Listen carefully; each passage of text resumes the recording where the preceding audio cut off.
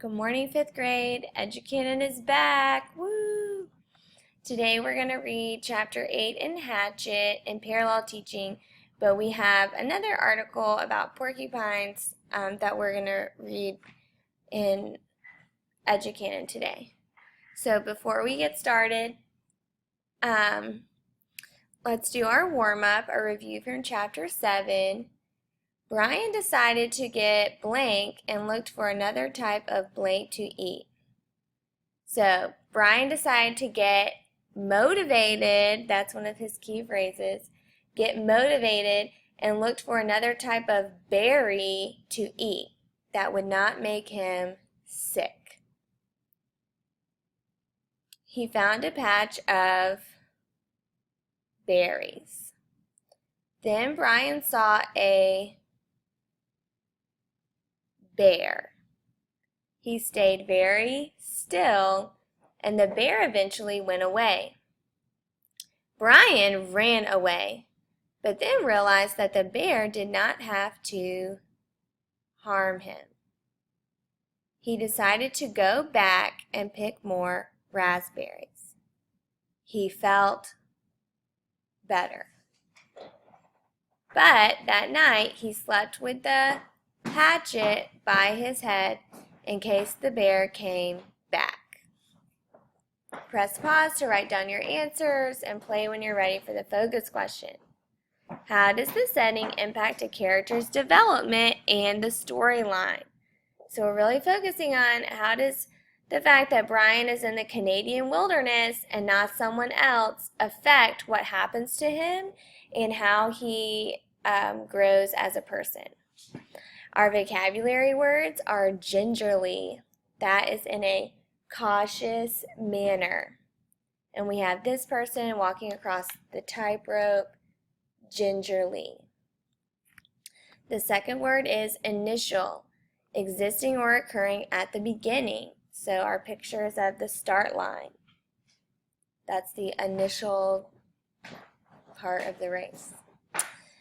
The next word is segment, and it's a verb and a noun. If it's a verb, it means to divide. And if it's a noun, the segments are each part of the whole. So if you're talking about fractions, you would segment the whole, or each part or fraction of the whole could also be called a segment. All right, turn in your notes to your porcupine text. And this is just an informational text that describes porcupine. So if you're thinking about the text structure, it's descriptive. And we have 4 questions we need to answer. The first box talks about the characteristics of porcupines and how they are versatile animals, which means how are they able to do different things or have multiple, maybe live in multiple places. Let's start reading. I see these italics at the beginning, and I'm going to make sure I definitely pay attention to this because the author gave me this brief introduction to help me understand what the article is about. Porcupines are interesting but often misunderstood animals.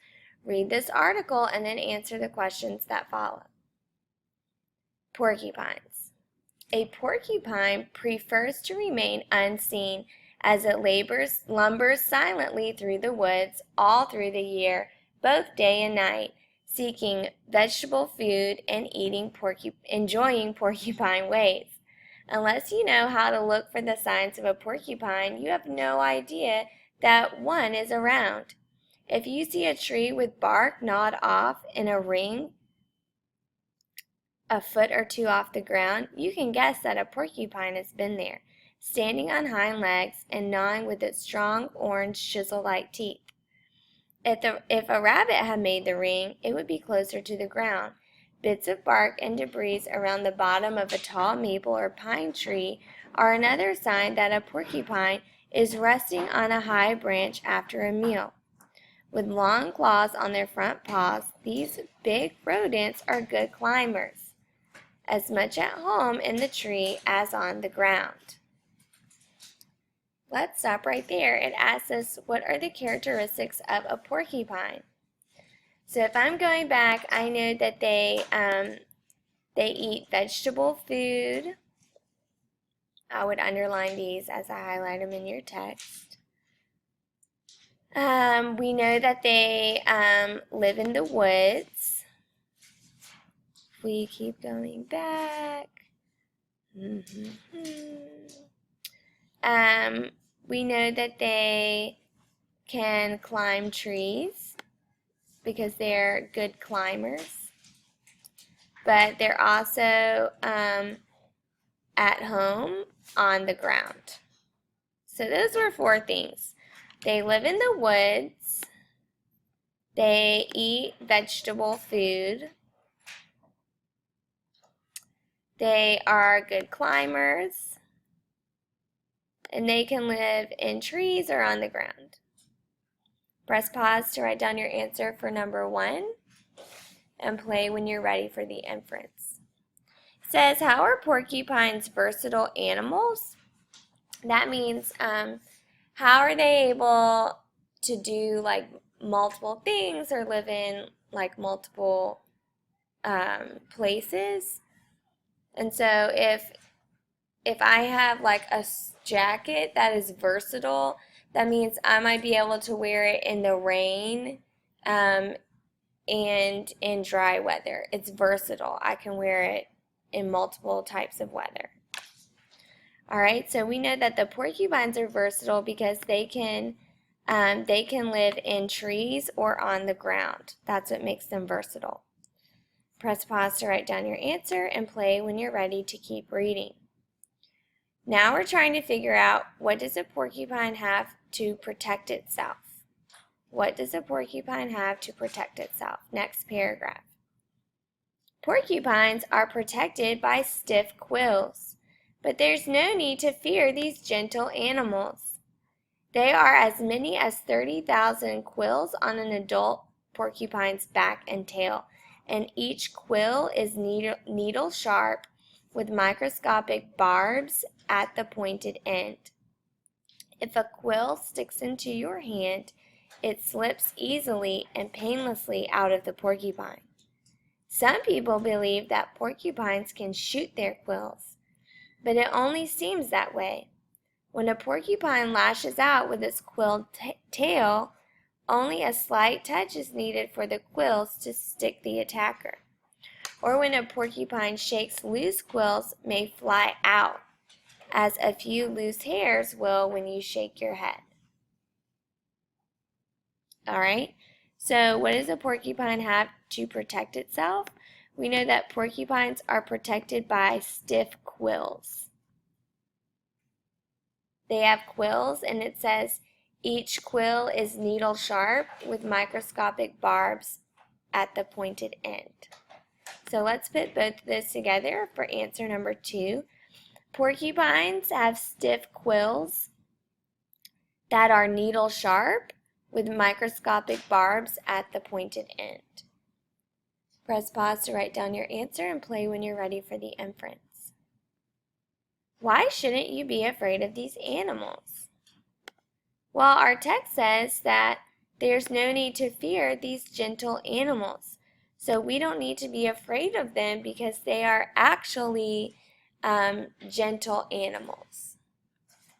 Press pause to write down your answer and play when you're ready for number 3. We're going to read the 3rd paragraph and underline evidence for how does a porcupine defend itself. A porcupine doesn't have to fight. It only has to stand its ground. Any animal that has tangled with a pork, even a bear or a mountain lion, will not be likely to attack again. Newborn porcupines know instinctively how to defend themselves. Startled by a noise, a porcupine whirls around with its back to the enemy and covers its face with its front paws. Its back muscles tighten, which raise the bed of quills and the long guard hairs that cover them, the way that an angry cat raises the fur on its back. At the same time, the porcupine swings its quilled club-like tail from side to side. If you're walking in the woods with your dog and you see a porcupine, Call off the dog because it may charge bravely to attack. A dog with a muzzle full of painful quills must have immediate help. Pull out the quills with great care so they don't break and leave the barbed ends in the nose where they can become infected. You may have to take the dog to a veterinarian for help. All right, let's go back. How does a porcupine defend itself? You should have underlined it only has to stand its ground. So porcupines don't need to fight. They basically just need to stand still. And we know that when they stand still, they cover their face and front paws, and that bed of quills rises. So when the animal attacks them, all they get are the quills. They don't actually get the animal. All right, so let's figure out how to put that in number 3. How does a porcupine defend itself? A porcupine only has to turn around and cover its face with its front paws so that the bed of quills on its back rises and sticks the predator. Press pause to write down your answer and play when you're ready for the inference. Why doesn't a porcupine have to fight back? Well, that's because its sharp quills does all the work for it. The sharp quills hurt the animal before they will actually attack the porcupine. Press pause to write down your answer and play when you're ready for number 4. How is a porcupine solitary? Solitary means porcupine, they do things alone or independently. Paragraph number 4. In spite of their prickly reputation, porcupines are fascinating animals that live solitary lives. In spring, after mating, the male goes on alone. That's evidence you should have underlined. Alone and solitary mean the same thing. About 7 months later, the female has one baby, or rarely twins.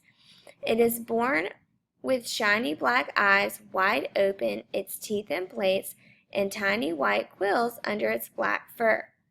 The young porcupine drinks its mother's milk for several months, but quickly begins to eat solid food. The mother calls to her little one in a high, sing-songy voice, and the youngster waddles after her all summer, learning where to find roots, leaves, and delicious fruits. They must stay in a den with its mother during the first winter, but by the time it is 1 year old, the young porcupine is on its own. And you should have that last sentence underlined as well. How is a porcupine solitary? Well, we know that male porcupines leave after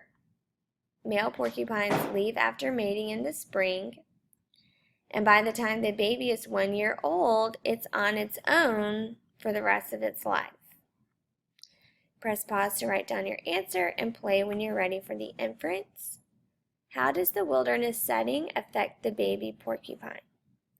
Well, we know the wilderness setting allows the baby porcupine to learn how to find roots, leaves, and delicious fruits.